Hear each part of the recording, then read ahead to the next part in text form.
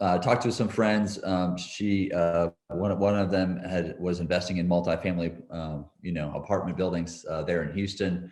Went to one of those 2-day events, and the first day they talk about buying multi or single family homes. So my wife and I are excited. We're going to buy 10 single family homes in Dallas because we were living in Shreveport, but we're going to move back to Dallas. And then the next day they talk about multifamily.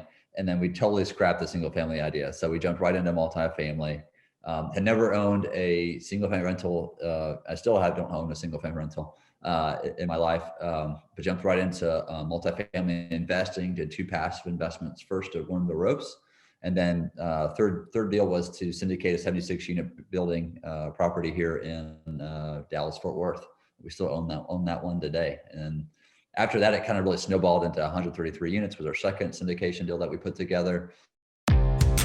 Welcome to Real Estate Deal Closers with Anette, Talie, where we focus on the deals. Our guests are real estate closers who will share in detail the whole process from finding a deal to closing it, as well as strategies and tips to help you do the same. Here's your host, Anette Talie. Welcome to another episode of Real Estate Deal Closers. I am your host, Anette Talie, and my guest today is Kenny Wolfe. Welcome, Kenny. Thanks, Annette. I appreciate you having me on today.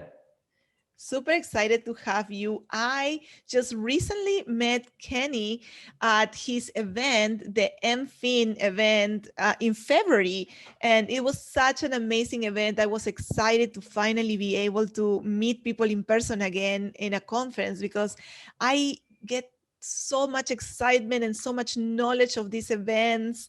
I do my live, if you saw my live events, my live interviews last February, it was at this event that I did them. So it was an amazing, we had like a women's breakfast and so much networking. So welcome, Kenny. And, for those of you that don't know him, let me tell you a little bit about him.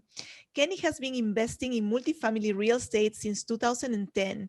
Soon after, he co-founded Wolfe Investments, originally Wolfe RE Mgmt, in 2012. He has been involved in over 347 million plus worth of commercial real estate transactions throughout Texas, Colorado, Louisiana, Oklahoma, and Ohio. Kenny is passionate about ensuring the success of every investment for his loyal investors. Kenny has a BBA for Baylor University and an MBA for the University of Texas at Arlington. When he's not scouting for new deals, he enjoys discovering new vegan restaurants, rooting for Baylor University, and spending time with his wife and kids.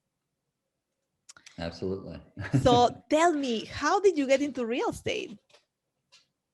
So I graduated from Baylor University, got a job in oil and gas. I was on the accounting side. So started out in that, worked my way up to CFO at age 28 of an oil and gas startup company in Shreveport, Louisiana. And then quickly found out that our sole client was having money issues. And so so my wife and I were like, hey, we got to get into something else. So we called some friends, asked them, hey, what do you do on the investment side? Because I've always wanted to be my own boss man, an entrepreneur. It's always kind of been in me to do that, even from a young age, selling golf balls on the golf course. But anyway, that's a whole other conversation. But so talked to some friends. One of them was investing in multifamily, apartment buildings there in Houston. Went to one of those 2-day events, and the first day they talk about buying single family homes. So my wife and I are excited. We're going to buy 10 single family homes in Dallas because we were living in Shreveport, but we're going to move back to Dallas. And then the next day they talk about multifamily, and then we totally scrapped the single family idea. So we jumped right into multifamily. Had never owned a single family rental. I still don't own a single family rental in my life, but jumped right into multifamily investing, did 2 passive investments first to learn the ropes. And then third deal was to syndicate a 76 unit building property here in Dallas, Fort Worth. We still own that one today. And after that, it kind of really snowballed into 133 units was our second syndication deal that we put together. Then we went to Colorado and Oklahoma and Ohio and just kind of added a bigger footprint for the company. Amazing. I went right into multifamily, but I started with a duplex. You went to that syndication straight, so that's amazing. And a lot of people do that.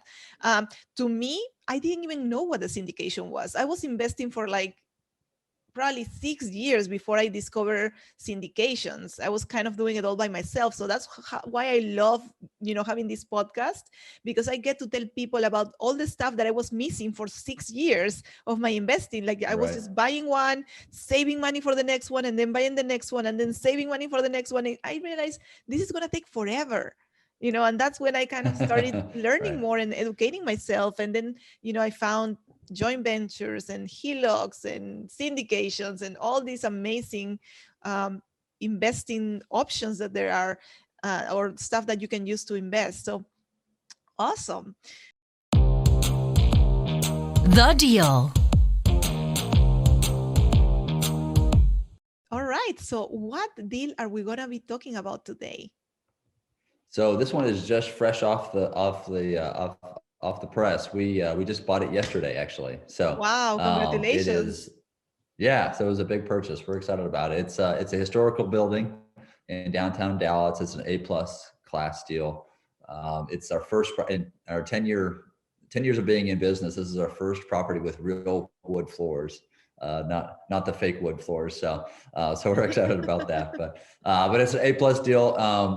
Like I said, a historical building. It was built in the 1930s at the Dallas County Courthouse.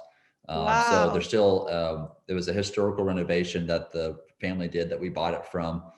They'd completed it in 2012, won the Preservation Award. So I mean, an amazing building, both exterior and interior. And because that it's a historical building, they had to keep the two courtrooms are there. So those are two amenities that folks use for residents in the building now, and it's just beautiful. So the historical piece is that the Bonnie and Clyde warrants were served out of that courtroom.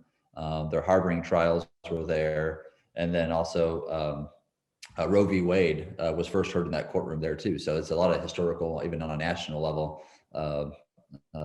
there for the building. So it was and in 2012 they converted it over to 78 high-end multifamily units, and then we also got with it a deli. There's a deli in there as well. There's a 5,000 square foot of office space, and then we have a profit share with the event space that's there. So about 50 couples a year get married at this property. So Wow. she's beautiful, rooftop deck, 3 penthouses. I mean, it's really high end stuff. We don't always buy high end and stuff. We just 2 weeks ago bought a D class, big fixer upper. Nothing sexy about it, but this one I figured we'd go over today because it's we just bought it yesterday. So. Wow, amazing. And it is really not just multifamily, it's kind of like a mixed use, right? You have a deli, then you have a office space, and then event space. So it's mixed use. Pretty interesting. Right. So in terms of historical, they already completed the renovation, but I'm assuming that you will have some constraints when it comes to renovating this or making any changes to this property because of the historic.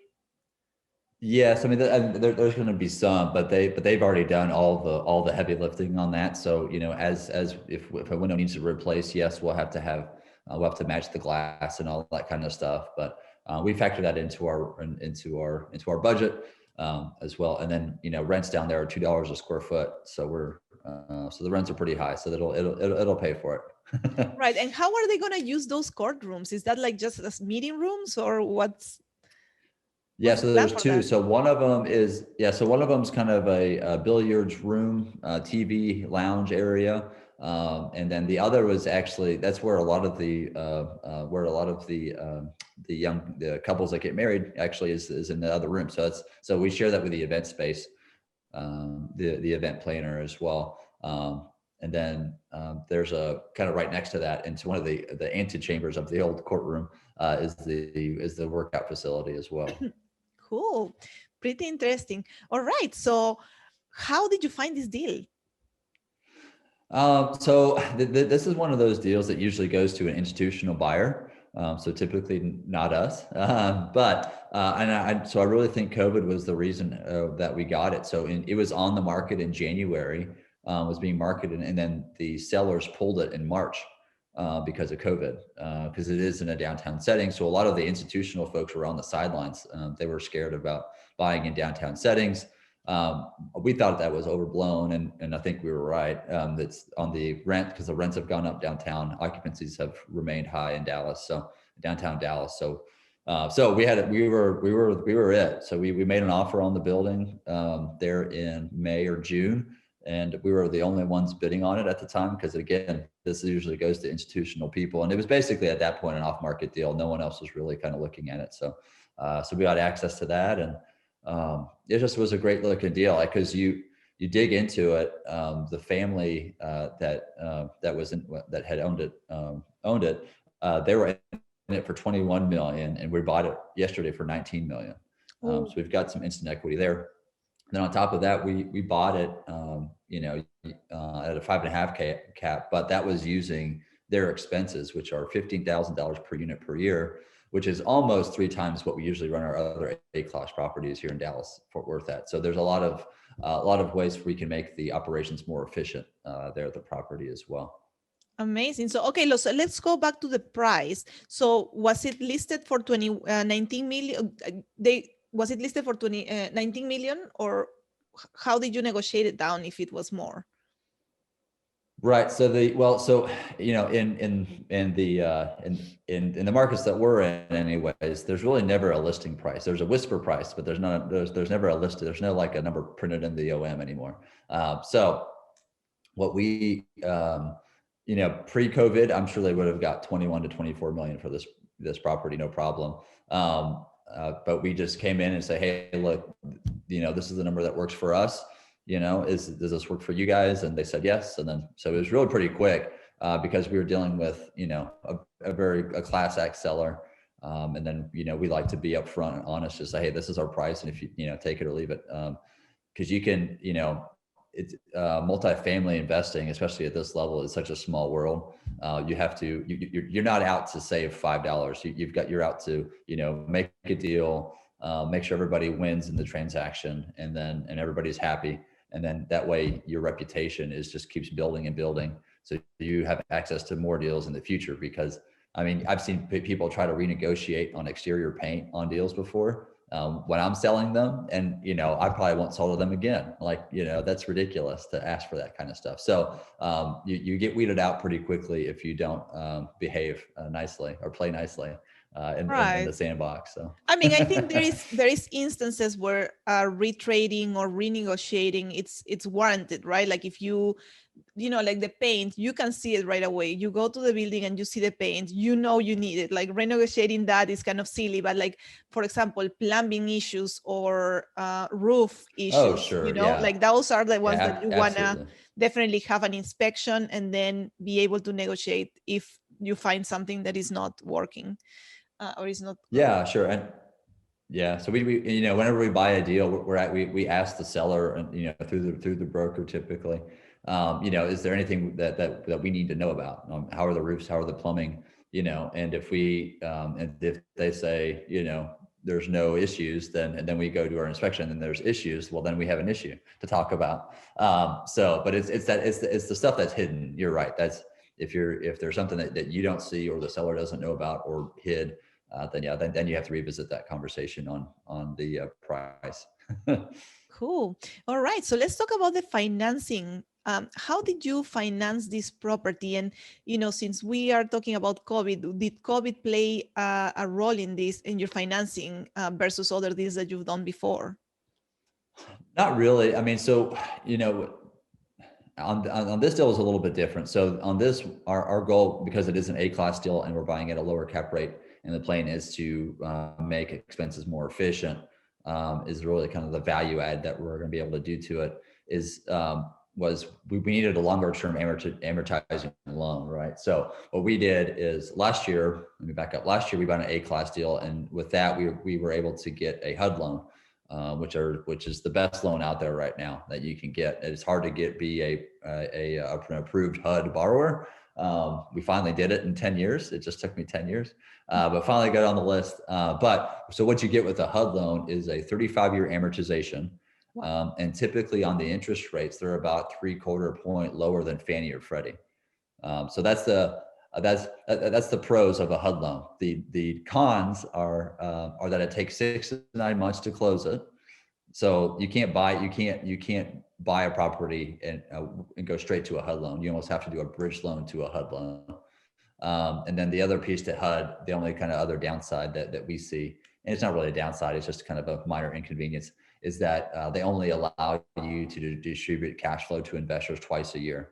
So instead of doing our normal quarterly distributions to investors, this will be 2 larger distributions a year. But with that 35-year amortization, I mean, it makes it totally worth it, in my opinion. So this one, we're doing a bridge loan with Greystone, but they actually have a program for folks like us where we get a bridge loan. And then, so today, actually the day after closing, we're going to start working on that HUD loan, getting that teed up. So in 6 to 9 months, we can close on that and then get that nice 35-year amortization. So yeah, so for people that don't know, can you explain what a bridge loan is? Sure. I mean, it's really, it's kind of what it sounds like. It's a bridge between your current financing and what you're aiming for on your financing. And so bridges typically used, we've used them quite a bit the past few years, and they've worked out beautifully, but on bigger fixer uppers, because if you go into a property and put a Fannie or Freddie on it, they're going to have a big prepayment penalty on them. So if you're going in doing a big value add component to a property, then it's better to do either a bridge loan is what we think is the best, because they typically give you 75 to 85% leverage, so a little bit higher leverage on your construction. Interest rates are going to be a little bit higher, but they're typically interest only, and a lot of the times they're non-recourse as well. So there's a lot of benefits to them, but they are more expensive debt, right? So you've got to be able to either sell it, within the bridge loan terms, or do a cash out refi to an agency loan, Fannie, Freddie, or HUD if you're able to. So it just gives you a lot more options. But they are it's kind of the Wild West of lending compared to like Fannie, Freddie, or HUD. So you got to have a really good lawyer on your team. But like I said, we worked with 4 or 5 different bridge lenders right now. They've all done well through the pandemic and have, right, for the most part, 4 out of 5 honored their terms. So yeah, so you had this HUD loan that is going to be an amazing terms, but you needed, no seller is going to wait 6 to 9 months, so you needed this temporary money to be able to bridge the gap and then buy it with this money and then change to your HUD loan that is going to be amazing terms for the long term. Cool. All right, that's awesome. So how did you fund, because I'm assuming for the period where you have this bridge loan, you need money to put it down, right? You're going to be paying interest. How did you fund this? So we syndicate all of our deals. So we have about, I think I just heard the other day from Christina here at the office, 1,300 investors that follow us, that are on our investor list, that get our offerings. So and have access to our investor portal. So that's really how we do it. So we blast it out to our investors. They sign up online on the investor portal. And before they sign up, they hopefully read all the documents, the PPM, operating agreement, our investment summary, which is our business plan for that building, for that property. Then they sign up online, DocuSign. It's all pretty slick, but yeah, we've got a pretty good following for investors, and that's kind of how we buy all these properties. Amazing. All right. So what is the exit strategy for this property? So we have a couple actually. So the more exciting one is that it's a condo deal. So these were originally built as condos, so they're individually deeded. So potentially, and this is a big potentially, this is the biggest opportunity to exit, but would be in about 5 to 7 years into that HUD loan. We'll have the step down prepay down enough to where it might make sense to actually sell off the individual condos. If we do, we did the math up here just on the condo piece, so not really taking into consideration the deli, the office, or the event space, but just the condos themselves. I mean, if you average the sales price of a condo in downtown Dallas, those condos were probably worth $32 million alone, and we only paid 19. So that's one option. That is a lot of hoops to jump through to do that. So the other option, and this is the one that we kind of, mostly lean on, is to operate it better, increase our NOI, and then in 5 to 7 years, probably sell it to an institutional buyer.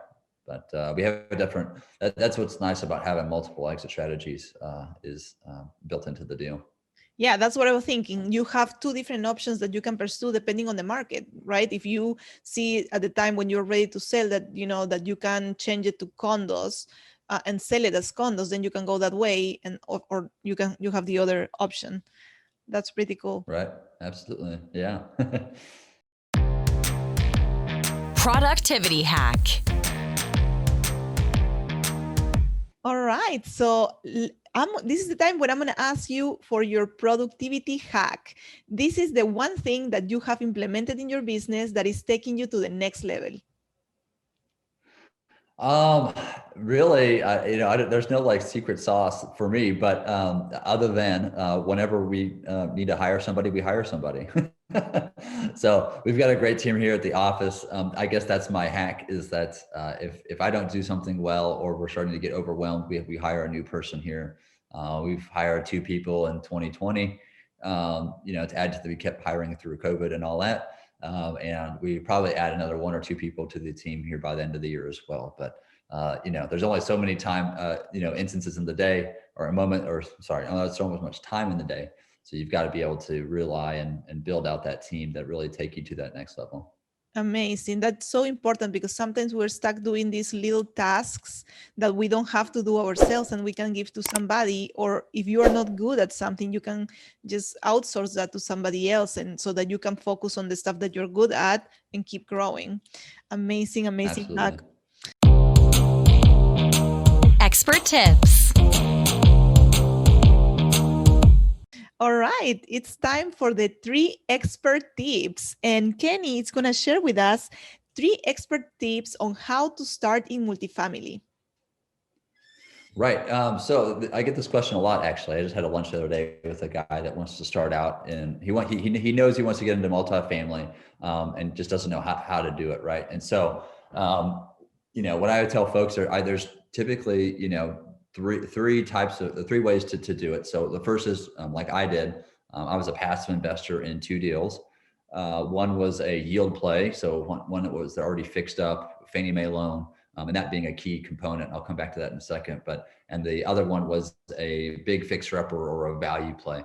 So I wanted those to do 2 passive types of deals, because I could see how the different business plans work out. So the one I talked about with the Fannie Mae loan, that was huge, because that actually counted as our track record. So on our first syndication deal that we were going to do, I was able to go out and get Fannie Mae lending myself, which is pretty awesome. That's the non-recourse, option out there. So that was pretty awesome. But, being a passive, also, you know if you want to be a syndicator or not. If you want to be a passive, then, that's easy to do. Just network. Go to events like our MFIN event or other events like that, network, find sponsors that you trust and believe in, and go that route. If you want to be, so the second tip, I guess, would be for the active passive. That's what I call it. That's someone who thinks they want to be a syndicator, but isn't quite sure yet, or knows they want to be one, but doesn't know what's the right teammates to have on your team. With property management and vendors and all that. So an active passive, we have probably 1 or 2 of these in each of our deals. It's very informal and all that. It's not a mentorship program. I don't do that. But it's kind of similar to what I did. So when I was a passive, I wanted to be actively involved. I had a lot of questions. I read all the monthly reports. I was on the property as much as I could, walked the units, was really highly involved, and wanted to, because I knew I wanted to be a syndicator. So that's another way to kind of get into the game as well, as in the syndication. And the third would be, I've seen people just jump right in, and they bought 12 units and then just kept trading up and up and up. Right. And so that's one way to do it. I've seen it can be done. I think it's a little bit slower than usually if you do it that way. And also you're kind of having to really learn on the fly when you're buying, properties that small on your own. You don't have the teammates around you built out yet. So I think that I've seen it done. I don't recommend it. I mean, you went straight to the multifamily. You just started investing passively. And I agree with you, because when you are investing passively, you are seeing the entire process in front of you, and you can pick up what worked, what didn't work, and if you're seeing a better way to do things, and you are a witness of everything that is happening. Like, you invested in 2 different strategies, and you were able to see the 2 different strategies play, and then decide which one you wanted to take or which one to use in which property, right? Like, there's different strategies for different type of property. So that is amazing. Yeah, absolutely. Yeah, thank you so much for sharing with us all your knowledge and being here in the podcast with me. So how can people find you online? Sure. The best way probably is to go to our website. It's wolfe-investments.com. We're also very active on social media. Look up Kenny Wolfe on Facebook.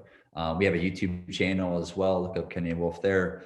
We put out a lot of free educational videos, things like that. So you can find us there. And then that's right. We've got a big, our next MFin event is in Miami. Looking to be July 24th, but that'll be an email blast out here probably this week or next, when we nail down that hotel. But looking forward to that.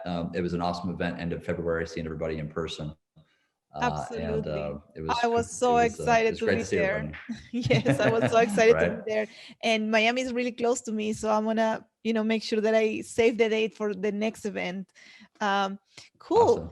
Thank you so much, Kenny. It was so nice talking to you. And if you guys are having and enjoying these episodes and you love what you're hearing, make sure to subscribe to the channel and to save the podcast on your list. Thank you so much. All right, thank you. This was Real Estate Deal Closers with Anette Talie, brought to you by Talie Investments. We hope that you enjoyed this episode. Our goal is to provide amazing value on your real estate journey. Connect online at www.talieinvestments.com, where you can find this episode and more. Did you like this episode? Subscribe, like, and share.